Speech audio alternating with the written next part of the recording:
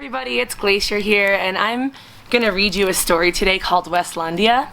This story is really special to me because when I was younger, when I read this, it inspired me to go outside and try to explore and adventure and just dream about the different things that can happen. Westlandia by Paul Fleischman. Of course he's miserable, moaned Wesley's mother. He sticks out. Like a nose, snapped his father. Listening through the heating vent, Wesley knew they were right. He was an outcast from the civilization around him.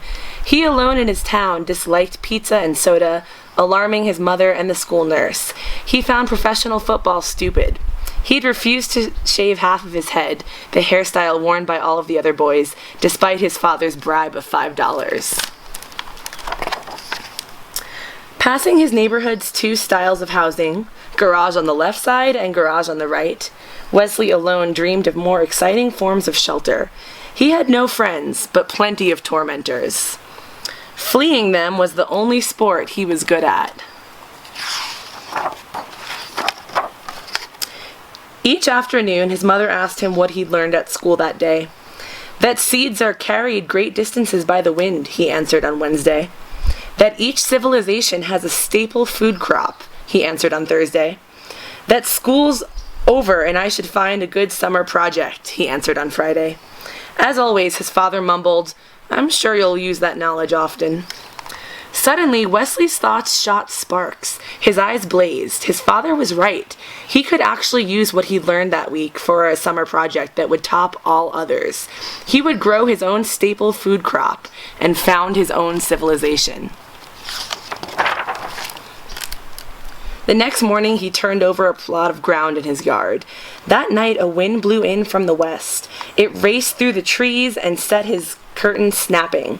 Wesley lay awake listening. His land was being planted.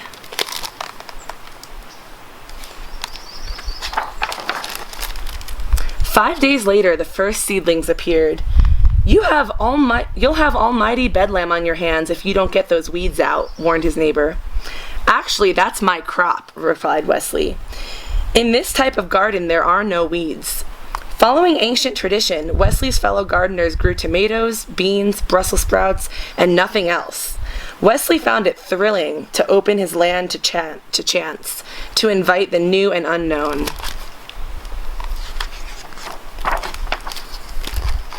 The plants shot up past his knees, then his waist. They seemed to be all of the same sort. Wesley couldn't find them in any plant book. Are those tomatoes, beans, or Brussels sprouts? Asked one of Wesley's neighbors. None of the above, replied Wesley. Fruit appeared, yellow at first, then blushing to magenta. Wesley picked one and sliced through the rind to the juicy purple center. He took a bite and found the taste an entrancing blend of peach, strawberry, and pumpkin pie, and flavors he had no name for. Ignoring the shelf of cereals in the kitchen, Wesley took to breakfasting on the fruit. He dried half a rind to serve as a cup, built his own squeezing device, and drank the fruit's juice throughout the day. Pulling up a plant, he found large tubers on the roots. These he boiled, fried, or roasted on the family barbecue, seasoning them with a pinch of the plant's highly aromatic leaves.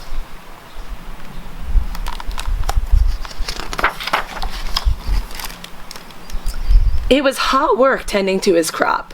To keep off the sun, Wesley wove himself a hat from the strips of the plant's woody bark.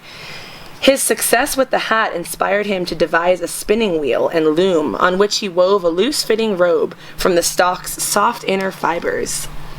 Unlike jeans, which he found scratchy and heavy, the robe was comfortable, reflected the sun, and offered a myriad of opportunities for pockets.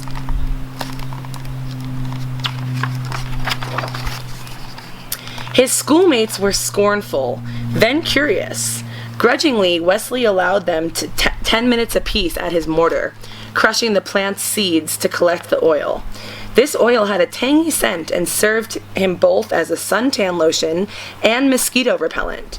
He rubbed it on his face each morning and sold small amounts of it to his former tormentors at the price of $10 per bottle.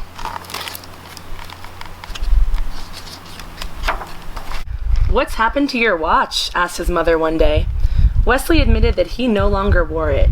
He told time by the stalk that he used as a sundial, and had divided the day into 8 segments, the number of petals on the plant's flowers. He'd adopted a new counting system as well, based likewise on the number 8. His domain, home to many innovations, he named Westlandia. Uninterested in traditional sports, Wesley made up his own. These were designed for a single player and used many different parts of the plant. His spectators looked on with envy. Realizing that more players would offer him more scope, Wesley invented other games that would include his schoolmates, games rich with strategy and complex scoring systems. He tried to be patient with the other players' blunders. August was unusually hot. Wesley built himself a platform and took to sleeping in the middle of Westlandia. He passed the evenings playing a flute he'd fashioned from a stalk, or gazing up at the sky, renaming the constellations.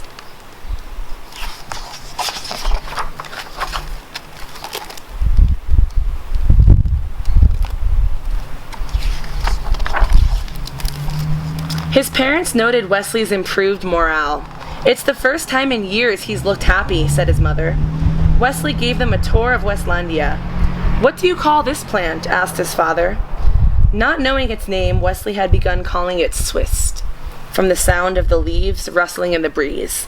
In like manner, he'd named his new fabrics, games, and foods, until he'd created an entire language. Mixing the plant's oils with soot, Wesley made a passable ink. As the finale to his summer project, he used the ink and his own 80-letter alphabet to record the history of his civilization's founding. In September, Wesley returned to school. He had no shortage of friends. The end. Thanks for joining me today. I hope this book has inspired you to go out and explore once it's safe to. And if you don't have access to nature or somewhere to explore, maybe draw a picture or write a story yourself of what you would do if you had founded such a civilization. Thanks for joining us today. We'll see you next time.